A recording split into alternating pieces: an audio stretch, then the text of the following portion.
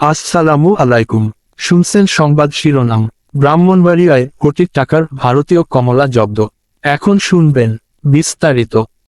ব্রাহ্মণবাড়িয়ার বিজয়নগরে সরাইল ব্যাটালিয়ন 25 বিজিবির এর টহল দল কর্তৃক বিশেষ অভিযান পরিচালনা করে বিপুল পরিমাণে ভারতীয় কমলা এবং কাভার্ড ভ্যান জব্দ করা হয়েছে।